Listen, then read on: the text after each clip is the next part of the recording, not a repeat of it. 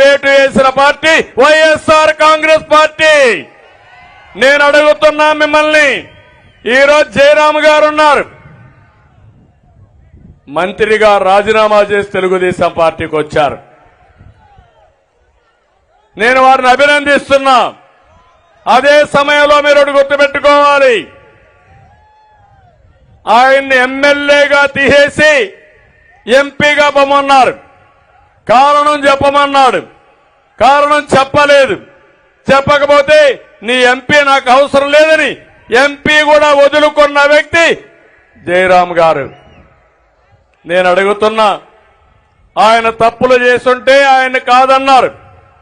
కానీ మీ పెద్దిరెడ్డి కుటుంబ వ్యవస్థ ఉంది, అక్కడ రాష్ట్రాన్ని దోచుకుంటున్నాడు. గనులు, లిక్కరు ఒకటి కాదు, ఏది దొరికితే అది అడ్డంగా దోచుకున్న వ్యక్తిని మార్చే శక్తి మీకుందా అని నేను అడుగుతున్నా. సమాధానం చెప్తారా అని అడుగుతున్నా. ఇంకో పక్క వెనుకబడిన వర్గాల్ని ఊచకోత కోసేటువంటి ఏదైతే పల్నాడులో ఉండే రాజకీయ నాయకులు మార్చే శక్తి మీకుందా అని నేను అడుగుతున్నా.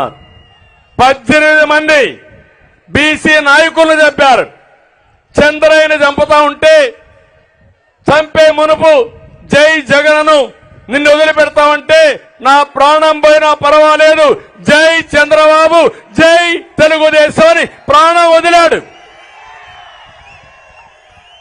ఏ విధంగా మర్చిపోగలుగుతానని అడుగుతున్నా మిమ్మల్ని. నేను పాడిపోసా, అది కాదు ఇక్కడ ఇష్యూ. నా కుటుంబ సభ్యుణ్ణి అతి దారుణంగా చంపారు. వెంకట సుబ్బయ్య ప్రొద్దుటూరులో అక్కడుండే ఎమ్మెల్యే అతి దారుణంగా అవినీతి పైన పోరాడుతున్నాడని దారుణంగా చంపేసే పరిస్థితికి వచ్చారు. ఆ ఎమ్మెల్యేకి సీట్ ఇచ్చారా లేదని మిమ్మల్ని అడుగుతున్నా. ఆ అరాచక శక్తిని అడ్డుకునే శక్తి మీకుందా అని అడుగుతున్నా. తిరుపతిలో ఇంకొక ఆయన మీరు చూస్తే పెద్ద ఎత్తున ఎర్ర చందనం వ్యాపారం చేసి ఒక స్మగ్లర్గా ఉన్న వ్యక్తిని ఒంగోలు తీసుకొచ్చారు. అతని భాస్కరన్ వీరప్పన మారిగా ఈయన ఒక భాస్కరన్ గా తయారు అయ్యే పరిస్థితి వచ్చాడు. ఇలాంటి సంఘటనలు చూసినప్పుడు కొల్లలు జరిగాయి, చాలా అన్యాయం జరిగింది. ఈరోజు నేను ఒకటే అడుగుతున్నాను, రాష్ట్రంలో నలుగురు రెడ్లు పెట్టుకుని పెత్తందారీ వ్యవస్థతో రాష్ట్ర రాజకీయాలు చేసే మీరు, వెనుకబడిన వర్గాల్ని పూర్తిగా అణిచివేసే మీరు సామాజిక న్యాయం మాట్లాడుతున్నారు.